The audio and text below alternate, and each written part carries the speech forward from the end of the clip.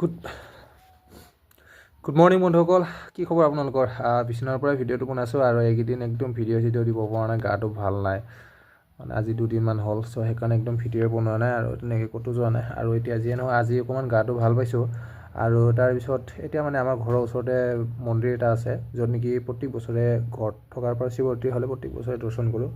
চ' সেইকাৰণে এতিয়া লগৰ এজনক ফোন কৰি মাতিছোঁ আৰু এতিয়া আমি দুয়োটাই যাম তাতে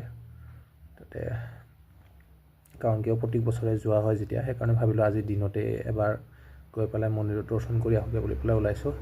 চ' গৈ আছোঁ মন্দিৰটো, আৰু তাতে কেনেকুৱা কিবা হৈছে গম পোৱা নাই, এবাৰ যোৱাও নাই। চ' গৈ লওক। বাকী আপোনালোকৰ খবৰ কি কেনেকুৱা কমেণ্ট কৰি জনাবচোন। তো সেয়া হ'ল ভিতৰৰ ভাগ।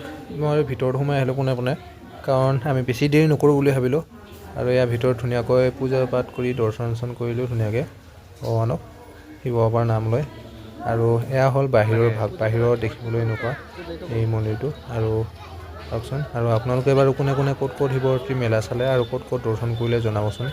আৰু অহাকালি আমি এই ঠাইত যাম, কি হয় চাওঁ, ভাবি আছোঁ তাতে যাব পাৰোঁনে নাই, বতৰটো বা কি কৰে। বতৰটো ইমান ভাল নহয় আজি, আৰু অহাকালি কেনেকুৱা কি হয় অহাকালিহে গম পাম।